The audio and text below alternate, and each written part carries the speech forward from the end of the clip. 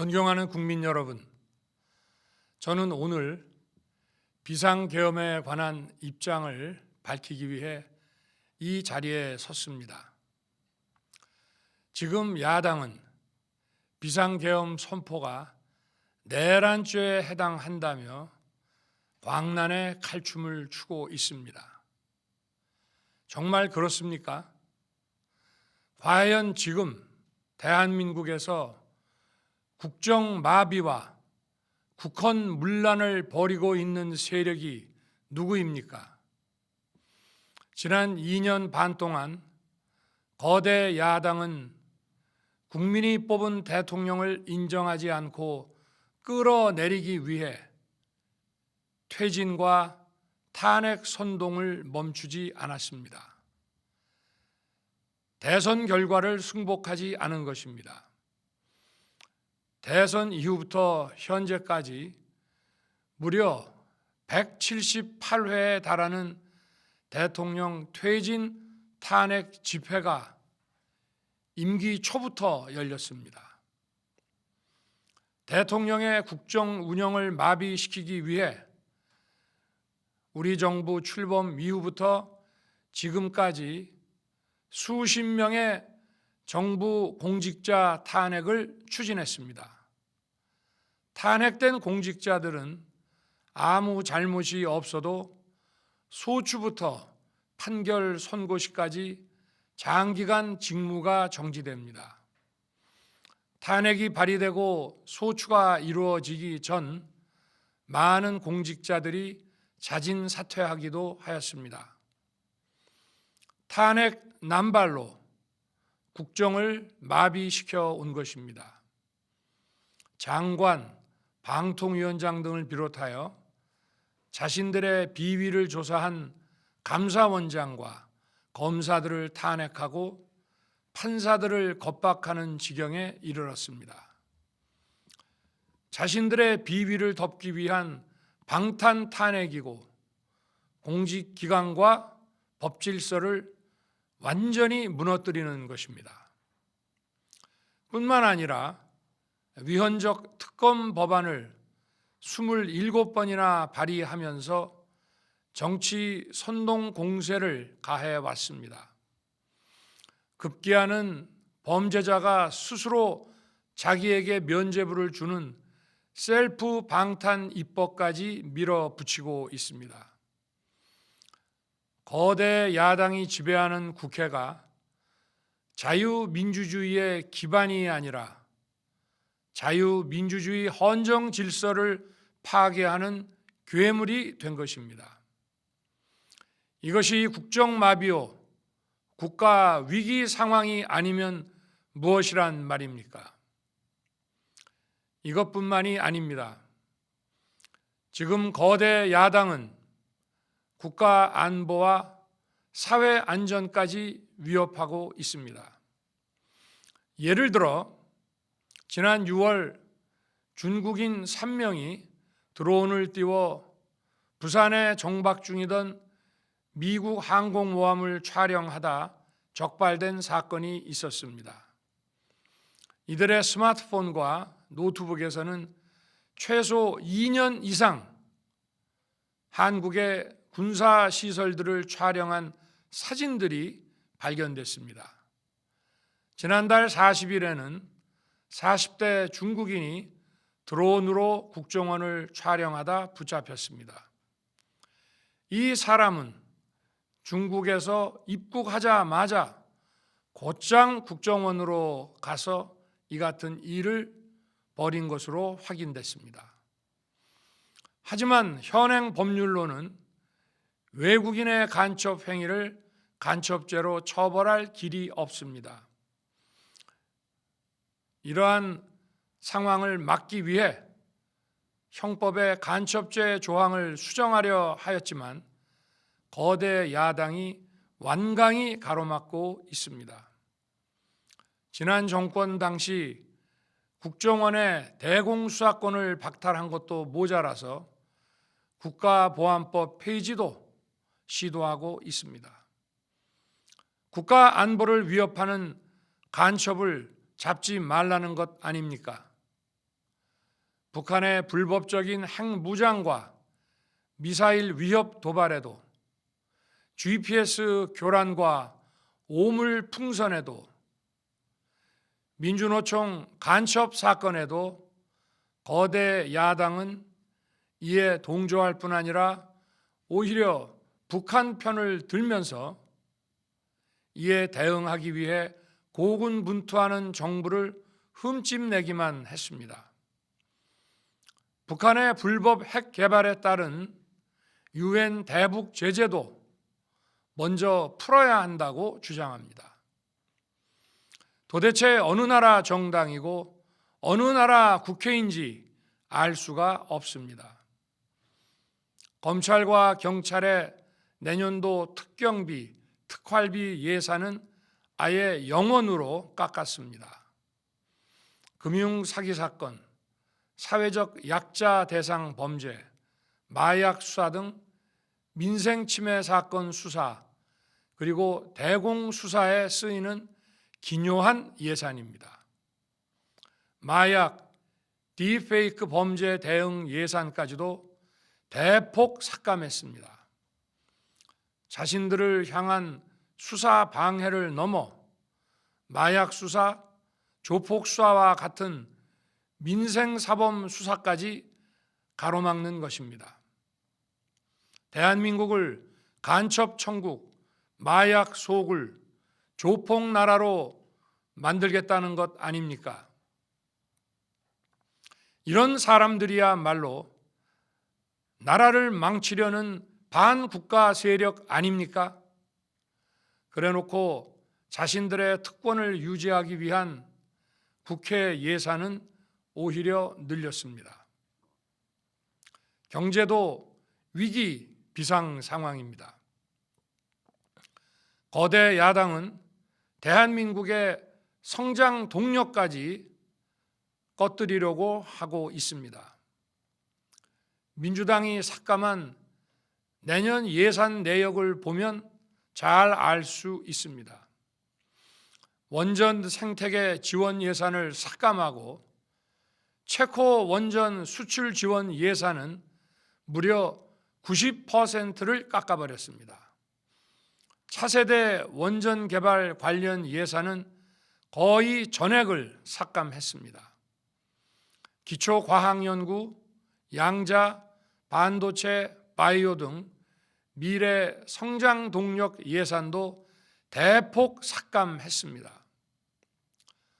동해가스전 시추 예산, 이른바 대왕고래 사업 예산도 사실상 전액 삭감했습니다.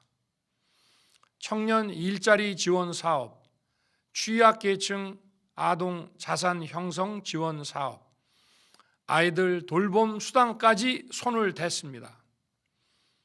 산업 생태계 조성을 위한 혁신 성장 펀드, 강소기업 육성 예산도 삭감했습니다. 재해 대책 예비비는 무려 1조 원을 삭감하고 팬데믹 대비를 위한 백신 개발과 관련 R&D 예산도 깎았습니다. 이처럼 지금 대한민국은 거대 야당의 의회 독재와 폭거로 국정이 마비되고 사회 질서가 교란되어 행정과 사법의 정상적인 수행이 불가능한 상황입니다. 국민 여러분, 여기까지는 국민 여러분께서도 많이 아시고 계실 것입니다. 하지만 제가 비상계엄이라는 엄중한 결단을 내리기까지 그동안 직접 차마 밝히지 못했던 더 심각한 일들이 많이 있습니다. 작년 하반기 선거관리위원회를 비롯한 헌법기관들과 정부 기관에 대해 북한의 해킹 공격이 있었습니다. 국가정보원이 이를 발견하고 정보 유출과 전산 시스템 안전성을 점검하고자 했습니다. 다른 모든 기관들은 자신들의 참관하에 국정원이 점검하는 것에 동의하여 시스템 점검이 진행되었습니다. 그러나 선거관리위원회는 헌법기관임을 내세우며 완강히 거부하였습니다. 그러다가 선관위의 대규모 채용 부정 사건이 터져 감사와 수사를 받게 되자 국정원의 점검을 받겠다고 한 발 물러섰습니다. 그렇지만 전체 시스템 장비의 아주 일부분만 점검에 응하였고 나머지는 불응했습니다. 시스템 장비 일부분만 점검했지만 상황은 심각했습니다. 국정원 직원이 해커로서 해킹을 시도하자 얼마든지 데이터 조작이 가능하였고 방화벽도 사실상 없는 것이나 마찬가지였습니다. 비밀번호도 아주 단순하여 1, 2, 3, 4, 5 같은 식이었습니다. 시스템 보안관리 회사도 아주 작은 규모의 전문성이 매우 부족한 회사였습니다. 저는 당시 대통령으로서 국정원의 보고를 받고 충격에 빠졌습니다. 민주주의의 핵심인 선거를 관리하는 전산 시스템이 이렇게 엉터리인데 어떻게 국민들이 선거 결과를 신뢰할 수 있겠습니까? 선관위도 국정원의 보안 점검 과정에 입회하여 지켜보았지만 자신들이 직접 데이터를 조작한 일이 없다는 변명만 되풀이할 뿐이었습니다. 선관위는 헌법기관이고 사법부 관계자들이 위원으로 있어 영장에 의한 압수수색이나 강제 수사가 사실상 불가능합니다. 스스로 협조하지 않으면 진상규명이 불가능합니다. 지난 24년 4월 총선을 앞두고도 문제 있는 부분에 대한 개선을 요구했지만 제대로 개선되었는지는 알 수 없습니다. 그래서 저는 이번에 국방장관에게 선관위 전산 시스템을 점검하도록 지시한 것입니다. 최근 거대 야당 민주당이 자신들의 비리를 수사하고 감사하는 서울중앙지검장과 검사들, 헌법기관인 감사원장을 탄핵하겠다고 하였을 때 저는 이제 더 이상은 그냥 지켜볼 수만 없다고 판단했습니다. 뭐라도 해야 되겠다고 생각했습니다. 이들은 이제 곧 사법부에도 탄핵의 칼을 들이댈 것이 분명했습니다. 저는 비상계엄령 발동을 생각하게 되었습니다. 거대 야당이 헌법상 권한을 남용하여 위헌적 조치들을 계속 반복했지만 저는 헌법의 틀 내에서 대통령의 권한을 행사하기로 했습니다.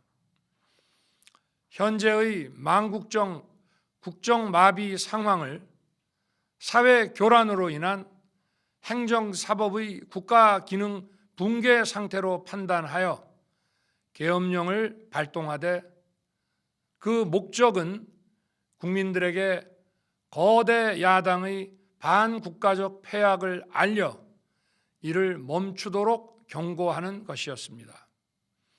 그럼으로써 자유민주주의 헌정질서의 붕괴를 막고 국가 기능을 정상화하고자 하였습니다.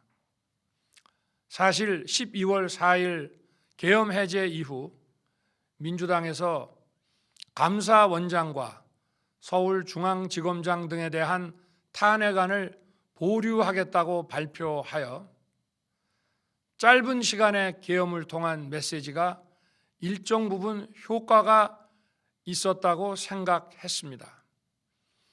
그러나 이틀 후 보류하겠다던 탄핵 소추를 그냥 해버렸습니다. 비상계엄의 명분을 없애겠다는 뜻이었습니다. 애당초 저는 국방장관에게 과거의 계엄과는 달리 계엄의 형식을 빌려 작금의 위기 상황을 국민들께 알리고 호소하는 비상조치를 하겠다고 했습니다. 그래서 질서 유지에 필요한 소수의 병력만 투입하고 실무장은 하지 말고 국회의 계엄 해제 의결이 있으면 바로 병력을 철수시킬 것이라고 했습니다. 실제로 국회의 계엄 해제 의결이 있자 국방부 청사에 있던 국방장관을 제 사무실로 오게 하여 즉각적인 병력 철수를 지시하였습니다. 제가 대통령으로서 발령한 이번 비상조치는 대한민국의 헌정 질서와 국헌을 망가뜨리려는 것이 아니라 국민들에게 망국의 위기 상황을 알려드려 헌정 질서와 국헌을 지키고 회복하기 위한 것입니다.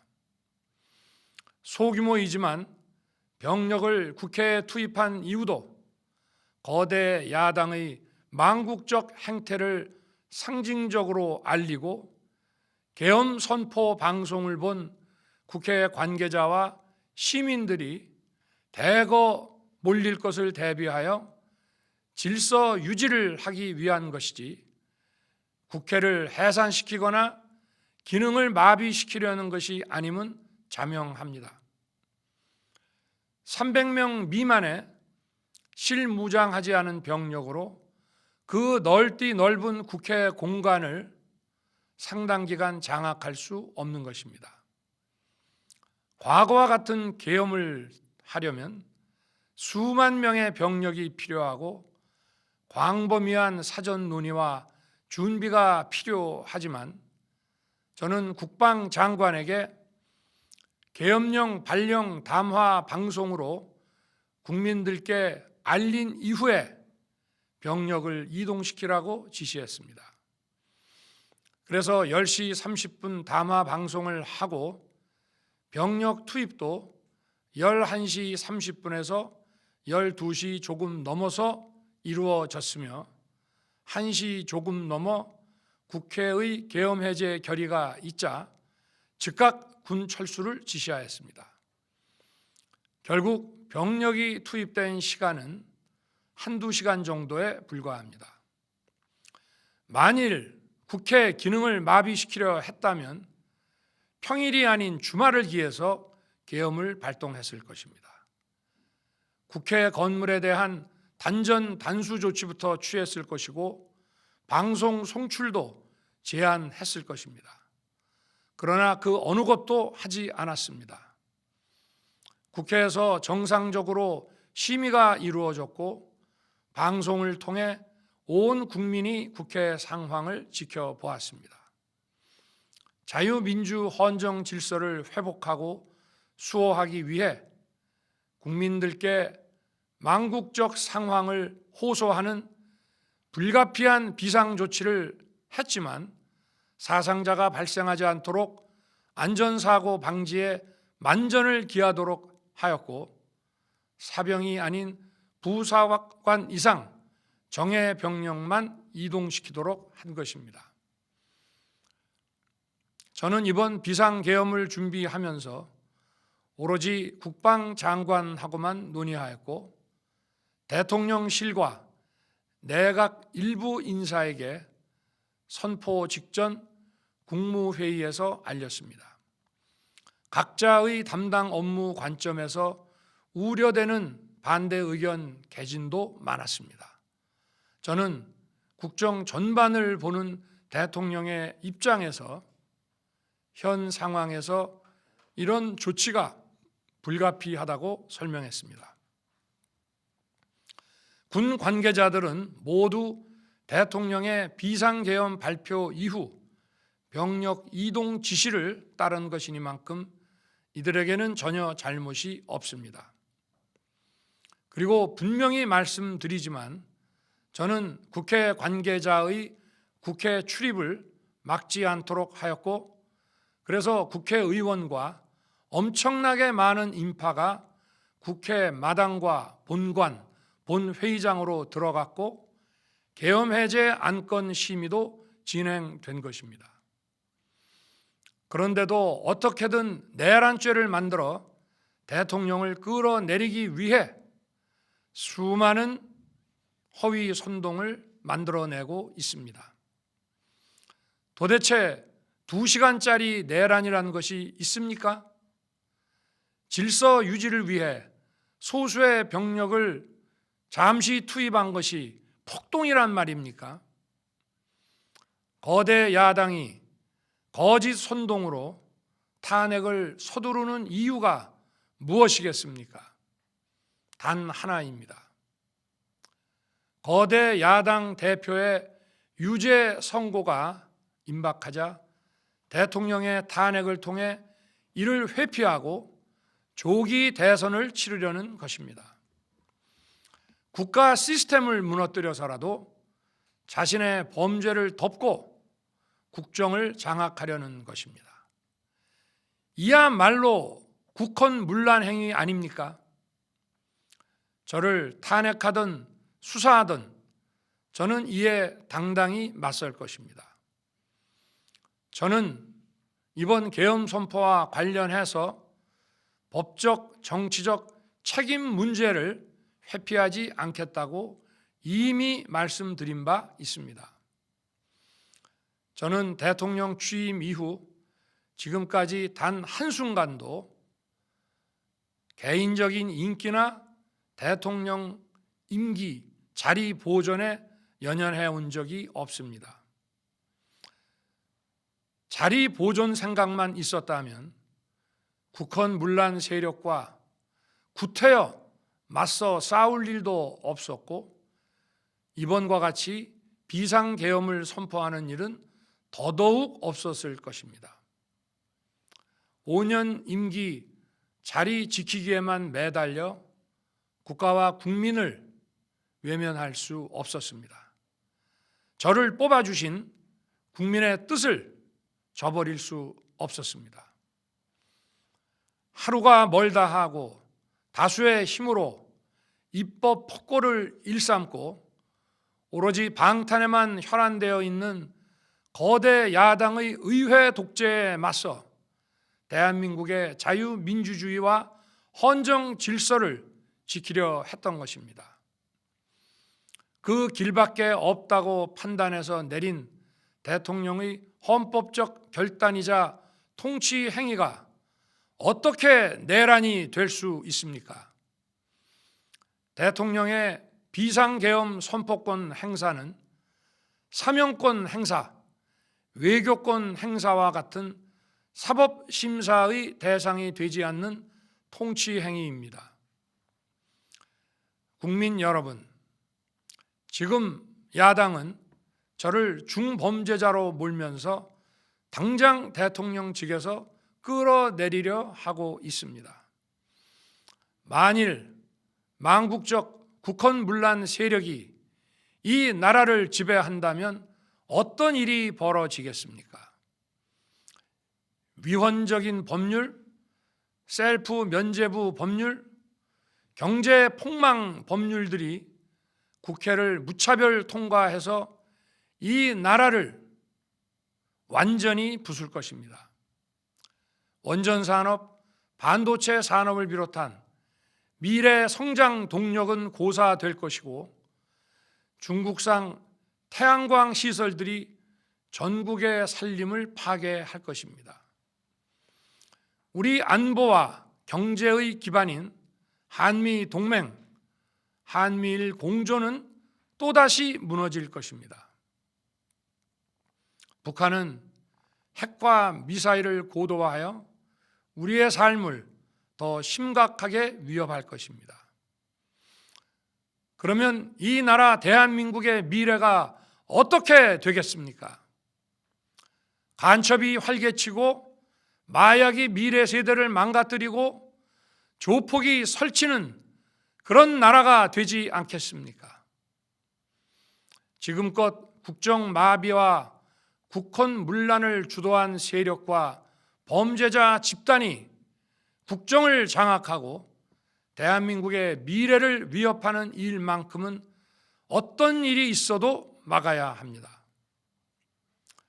저는 끝까지 싸울 것입니다.